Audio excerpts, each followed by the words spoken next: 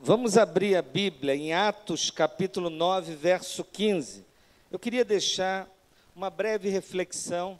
Eu falei no Conde Casais que eu esgotei tudo lá. Falei demais lá, irmãos. 4 mensagens. Então, meu arsenal ficou pequeno, mas ainda há um resquício para a gente compartilhar aqui com os irmãos. Quero apenas ler o verso 15 no livro de Atos, do capítulo 9.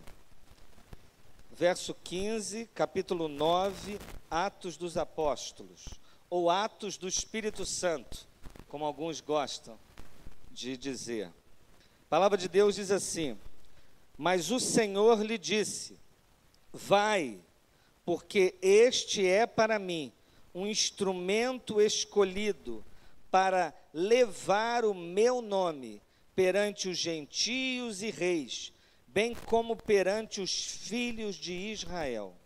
Vou ler mais uma vez. Mas o Senhor lhe disse: vai, porque este é para mim um instrumento escolhido para levar o meu nome perante os gentios e reis, bem como perante os filhos de Israel. Que o Senhor possa nos abençoar e falar ao nosso coração. Amém, queridos? Meu irmão, o tema da nossa reflexão hoje é: Deus não te respeita, Ele te ama. Deus não te respeita, Ele te ama. Há 2 pessoas aqui neste capítulo que são desrespeitadas por Deus. O primeiro se chama Saulo. Saulo é tremendamente desrespeitado por Deus. Saulo era um estudioso, falava hebraico, aramaico, falava grego, tinha nacionalidade romana, era um homem proeminente na sua cultura. Ele mesmo diz que desde a juventude ele chamava atenção pela sua dedicação, era um religioso zeloso. Isso dava a ele um status naquele ambiente. Ele tomou as dores da sua proposta, da sua confissão judaica, e entendeu que aquele homem chamado Jesus, que tinha discípulos que eram identificados como os do caminho, eles estavam distorcendo o judaísmo, atrapalhando, trazendo desconforto para as pessoas. Então ele resolveu perseguir e se colocou como um perseguidor de cristãos. Fez mal para muita gente. Só que o mal que ele fazia para os cristãos dava a ele mais status e autoridade. É como os mártires islâmicos, aquilo que nós chamamos de terroristas, de monstros, de homens sem coração, são cultuados nas suas respectivas culturas por conta da coragem que tiveram. Destaca-se aqueles que lançaram-se contra a torre do World Trade Center, que são literalmente adorados. Então Saulo é um homem que tem uma história de vida que dá a ele status, ele tem determinação, ele é zeloso, e ele está no capítulo 9 fazendo o que, segundo o seu costume, é certo. Mas, de repente, uma luz brilha, mais forte que o sol do meio-dia, na estrada de Damasco, e aquele homem tem o seu projeto de vida interrompido. Deus se revela a ele, tira-lhe a visão, joga ele no chão, e ele, que é alguém autossuficiente, agora é carregado pela mão até dentro de uma cidade, e se torna um homem profundamente, por 3 dias, profundamente dependente. Algo que iria caracterizá-lo. Mas eu quero chamar a atenção de você para esse ponto. Deus não respeitou o projeto de vida de Saulo. Apareceu na história dele, se revelou a ele e parou ele. Outra pessoa interessante aqui que aparece nesse capítulo que também Deus não respeitou, se chama Ananias. Ananias era um homem que tinha intimidade com Deus, conhecia Deus, ouvia Deus, falava com Deus. Era alguém que estava acostumado a se relacionar com Deus. Mas um dia Deus fala com ele de uma maneira que ele não esperava, mandando ele fazer alguma coisa que ele também acha estranho. E deixa claro pelas suas palavras que ele não queria. Deus manda ele ir até Saulo.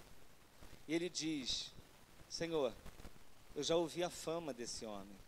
Em outras palavras, Senhor, o Senhor não está falando com a pessoa errada, não?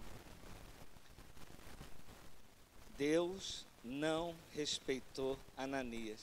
Ananias estava vivendo a espiritualidade dele, a religião dele, estava quietinho, já tinha acostumado com as músicas da igreja, já tinha o seu lugarzinho certinho na comunidade, já conhecia o pastor, tinha amizade com o pastor, já aprendeu até a disfarçar os seus pecados, só deixava ser revelado aquilo que não comprometia a sua história.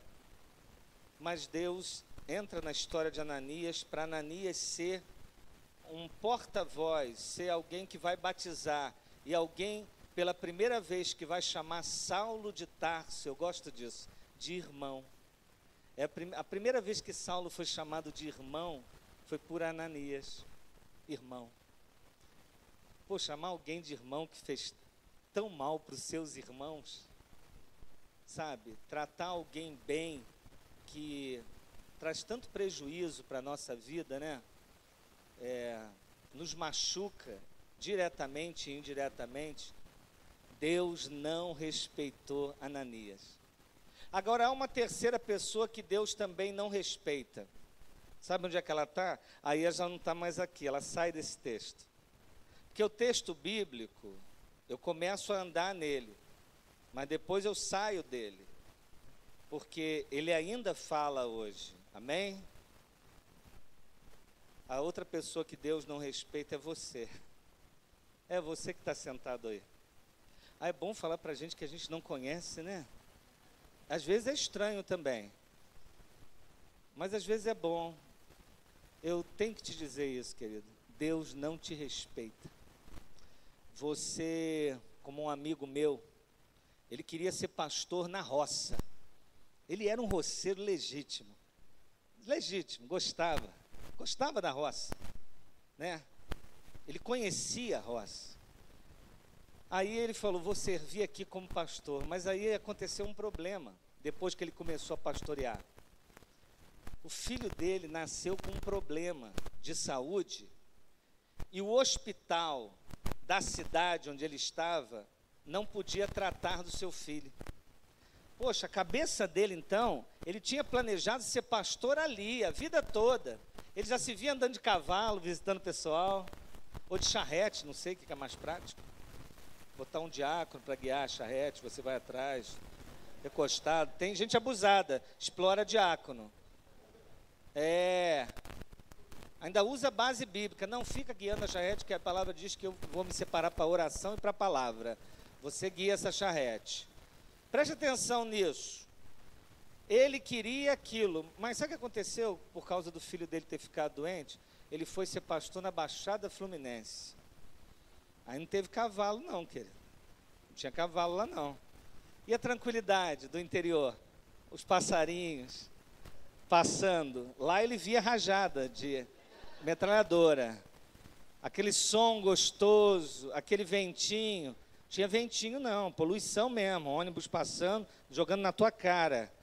Preste atenção numa coisa, Deus não respeitou aquele homem, ele teve que se mudar lá para a Baixada, para ser pastor lá.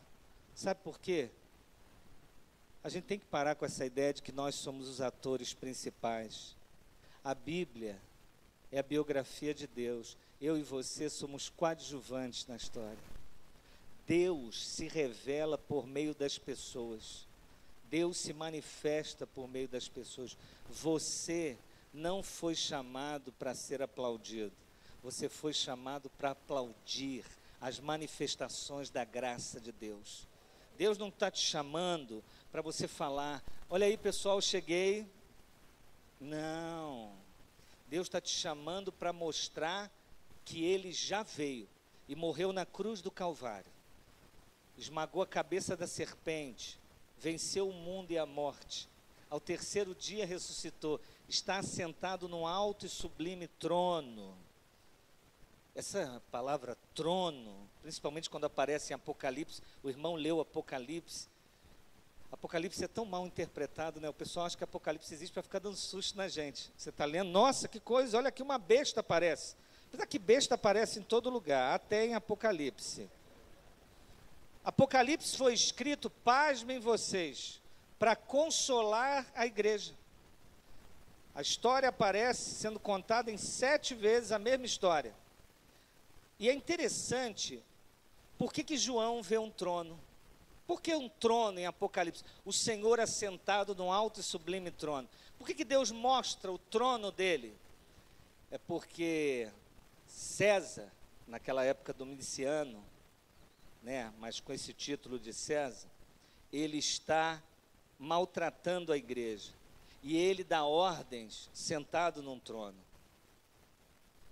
Quando um trono aparece em Apocalipse, é para dizer para a igreja o seguinte: por mais que esteja difícil, por mais que vocês estejam sofrendo, por mais que a vida seja difícil, nunca esqueçam que acima desse trono existe um alto e sublime trono. Deus está assentado nele, governando todas as coisas, e a Ele a glória, a honra e o louvor pelos séculos dos séculos. Os tronos aqui são passageiros. O poder do homem, por mais intenso que seja, passa. Os grandes líderes envelhecem, usam fralda, fica entre a gente aqui. Grandes, poderosos vão ficar de fraldão no final.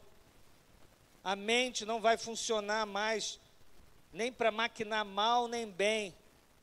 Até os santos do Senhor, que são uma bênção para a igreja, como um pastor lá de Niterói, plantou uma igreja dentro de uma comunidade carente, já com 70 anos de idade, foi lá para dentro, plantou, um homem de Deus.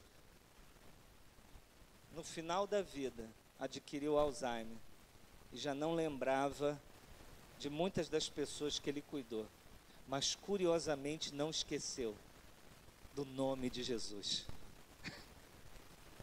Que coisa maravilhosa. Meu querido, agradeça a Deus por não te respeitar. Ele não vai respeitar algumas escolhas que você vai fazer. Vocês que estão escolhendo profissão por causa de grana, tem alguém aqui? Levanta a mão não.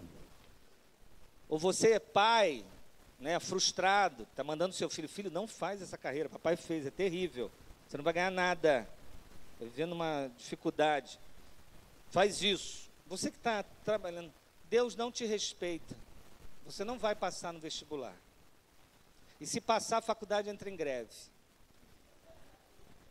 as coisas vão ser difíceis, ou as coisas vão dar certo. A gente nunca pensa no juízo de Deus pelo caminho da gente recebendo as coisas. Você já reparou? A gente sempre pensa no juízo de Deus tirando as coisas.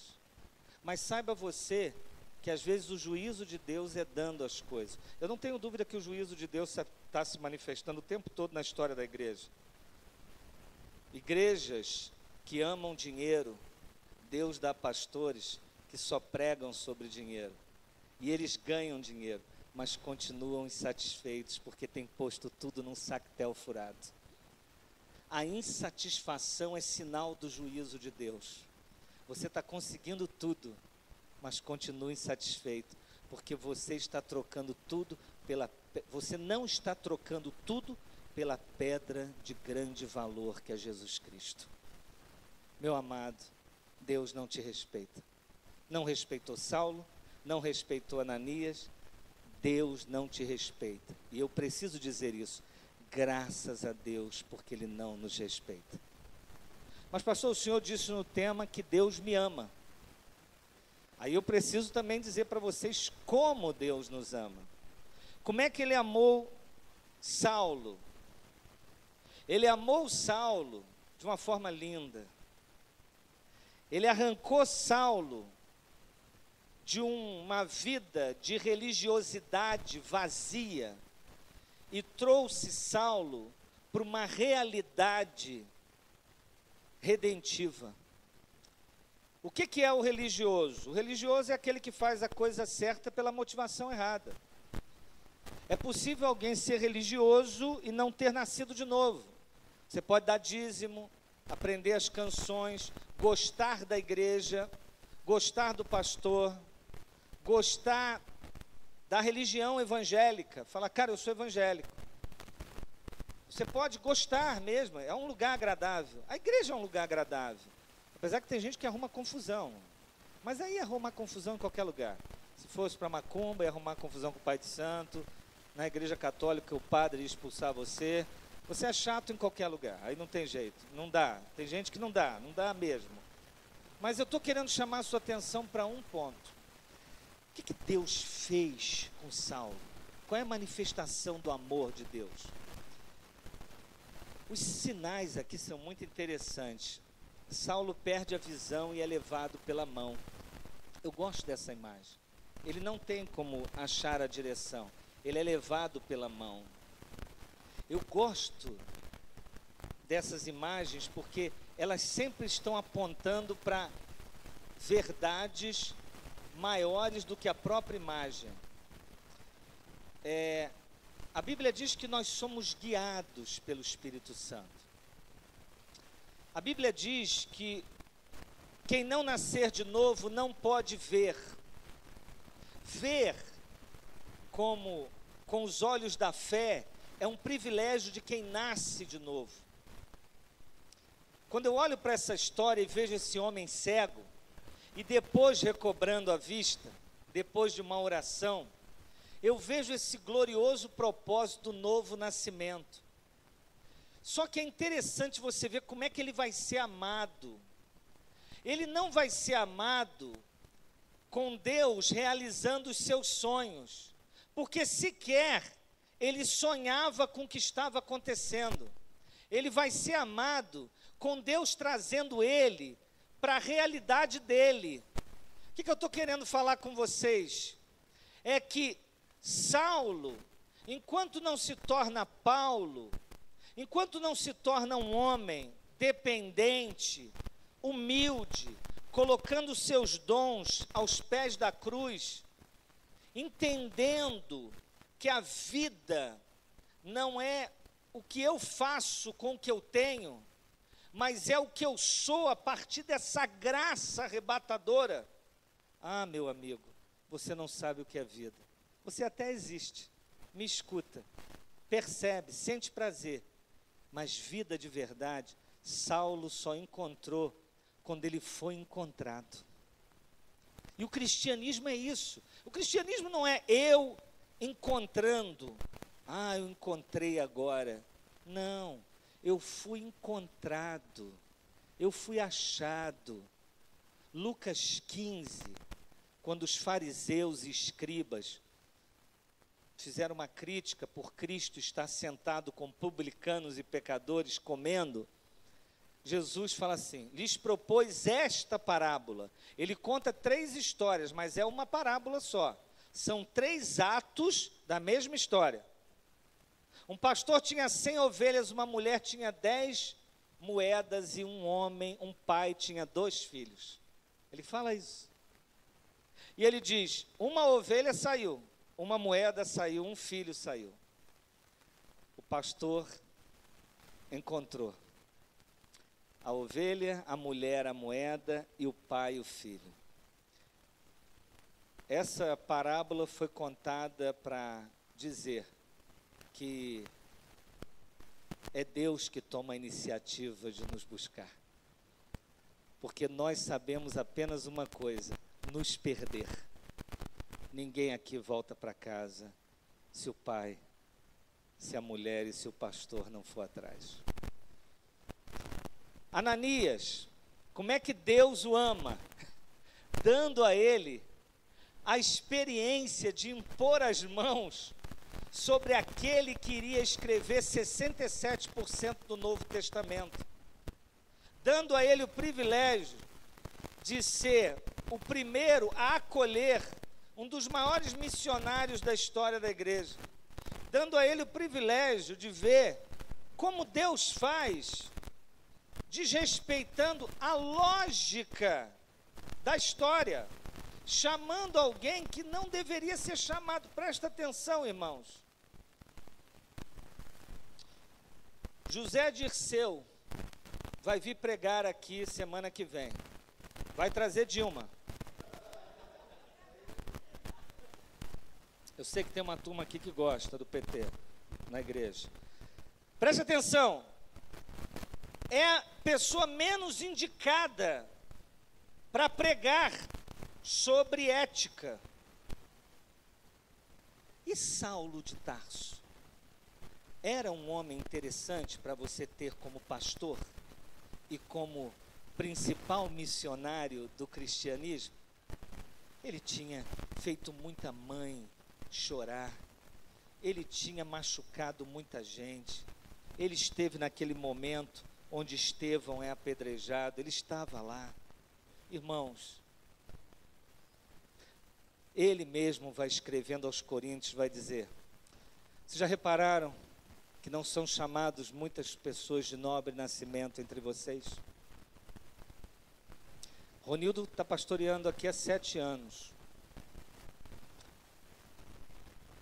Quantos garotos aqui pediram para ir para o seminário, Ronildo, nesses 7 anos? Ninguém. Você sabe de onde sai a maioria dos pastores? Sabe quem? A maioria dos pastores vem de lares desestruturados. E a maioria dos pastores não sabe o que é dinheiro. Por isso fica doido quando vê. Não sabe nem lidar. Fica fascinado. Não são chamados muitos de nobre nascimento. Não estou querendo aqui gerar culpa em quem tem dinheiro não, irmãos. Está atrapalhando você, a gente conversa no final do culto. Estou até com uma mochila ali, você pode botar ali dentro.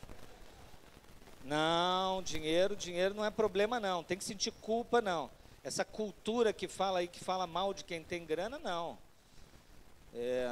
Sai fora disso, você tem que agradecer, vocês são trabalhadores, a gente tem que ficar incomodado quando o dinheiro vem de maneira errada, né? Por algum jato.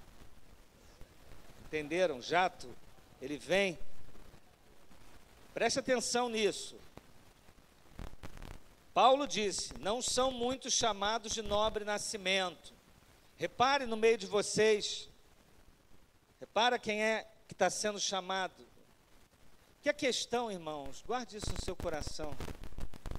O cristianismo é tão poderoso que a questão não é tanto quem diz, mas é o que se diz. A mensagem é que faz seu coração aquecer. Eu não faço. Porventura não nos ardia o coração enquanto ele nos falava? Irmãos, é por isso que mesmo cheio de maluco aí, Deus tem salvado, amém? Não, é muita gente doida, não é pouca não. Eu estou desconfiado, pastor, que tem muita gente doida mesmo, agora que eu estou conhecendo você, outras pessoas. Não, eu estou querendo que fique claro para vocês, de que a grande questão, eu não estou desprezando quem leva a mensagem, mas eu quero chamar a atenção dos irmãos, de que nós não podemos trabalhar com uma lógica relacional tão clara. Sabe por quê?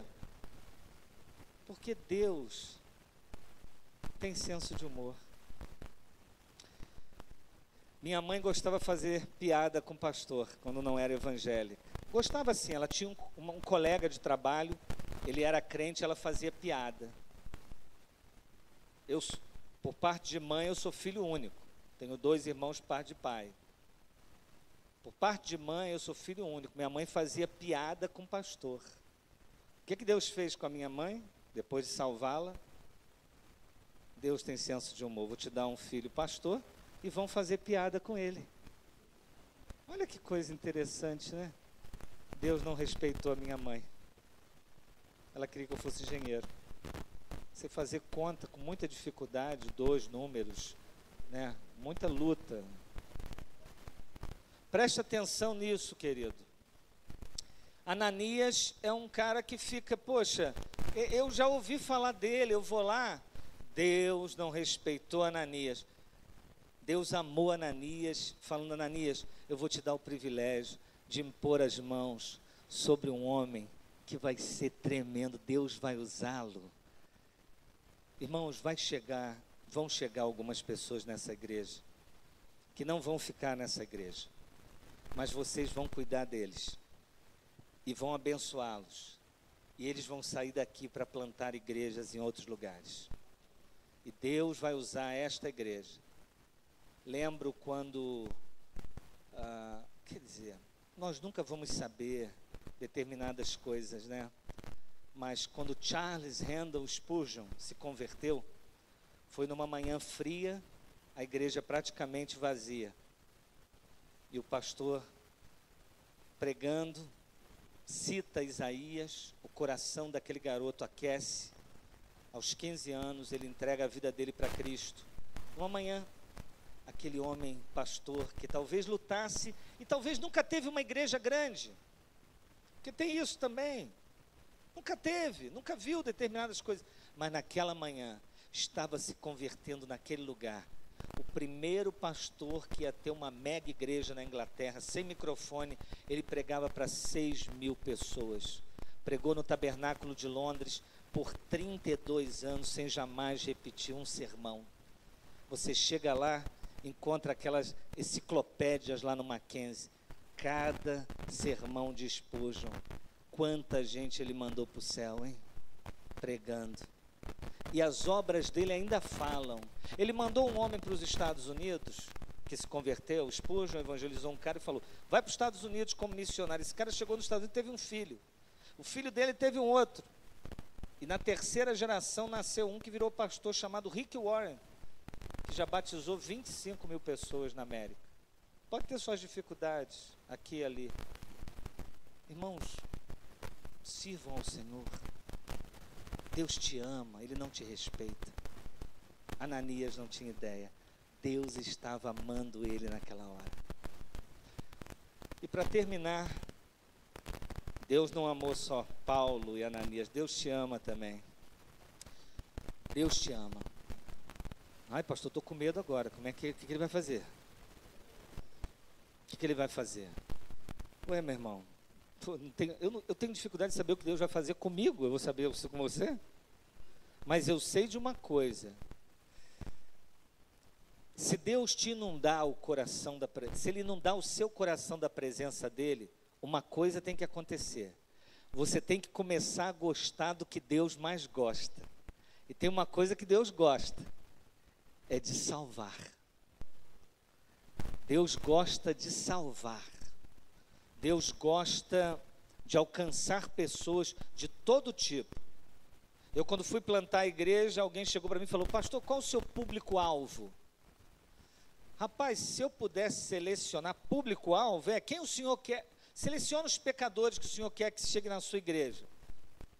Ah, rapaz, ganhando bem, salário, desempregado não, tem que estar bem, sem problemas, né, que não tenham problemas,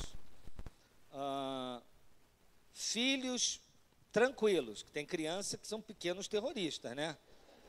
Ainda mais quando frequentam um lugar chamado UCP, que você também não sabe se é uma sigla do Hezbollah ou o que é. UCP. A presbiteriana tem essas siglas que são, né? Ó, o pessoal da UPH está chegando. Vai se encontrar com o pessoal da SAF, o pessoal da UCP parece que está, a UPA, o MP. Você fala, cara, vem um grupo violento aí, meu irmão. A igreja vai ser invadida. Essas siglas são pesadas. Preste atenção numa coisa. Deus vai te amar, fazendo o quê? Te usando para alcançar outras pessoas. Ele vai desestabilizar você, para que você dependa mais dele, para que você o ame profundamente. Deus te ama e vai te usar. E eu vou dar uma notícia para você: Deus vai te usar de mau humor. Que tem gente que fala assim, cara, eu estou tão feliz, Deus tem me usado. Meu irmão, Deus não precisa do seu estado de humor para Ele te usar. Jonas pregou de mau humor. E todo mundo se converteu. E ele ficou mais mal-humorado ainda. É o sonho de todo evangelista. Imagina Ronildo sair aqui mal-humorado na rua, ó, Deus vai destruir tudo aqui, em Jardim Camburi. Estou avisando, vai destruir tudo, hein? Aí todo mundo se salva. Vem todo mundo aqui para a igreja. Meu Deus, o que é isso? Nós queremos o Senhor. Ronildo, o que esse pessoal está fazendo aqui? O que eles estão fazendo? Mais trabalho? O que ele quer? Não, quer aconselhamento aí. Irmãos, Deus vai te usar de mau humor. Preste atenção. Seja sábio. Para de ficar fugindo de Deus. Você está perdendo tempo, você está correndo atrás do vento. Você vai conquistar um monte de coisa, vai continuar insatisfeito. Ah, meu irmão,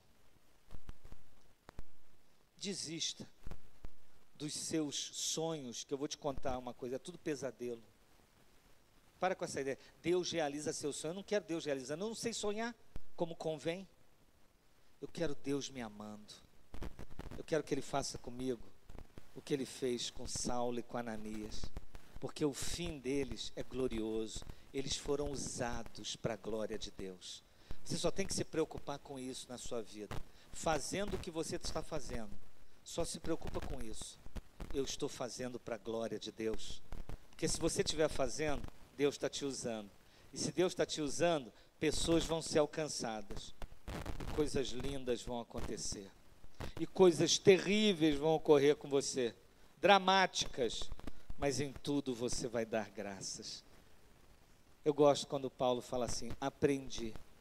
Eu gosto de ouvir um erudito dizendo aprendi. Quando ele fala isso, ele está me dizendo, cara, eu tenho que ser aluno até o túmulo, porque eu preciso que Deus me ensine, eu preciso que Deus me desrespeite, e eu preciso que Deus me ame. Que o Senhor desrespeite essa igreja e ame essa igreja, em nome de Jesus. Amém? Feche seus olhos agora. Vamos orar ao Senhor neste momento. Bendito seja o teu nome, Senhor. A ti toda glória, toda honra e todo louvor. Aqui estamos nós, Senhor. Meu Deus, pecadores, frágeis, fracos, difíceis, cheio de desejos carnais, com intenções que visam a nossa glória mais do que a do Senhor. Mas nós estamos humildemente nos colocando diante de Ti. Aqueles que ouviram a Tua palavra aqui, que não o confessam como Senhor e Salvador, possam eles agora entender que o Senhor só os desrespeita porque os ama. E aqueles que já Te conhecem há algum tempo, por alguma razão esqueceram isto, que eles sejam agora amados, que eles percebam a manifestação do Teu amor e aceite a forma como o Senhor os ama. Seja a Tua presença sobre as nossas vidas, Senhor. A Ti toda a glória, toda a honra e todo o louvor. Em nome de Jesus, amém.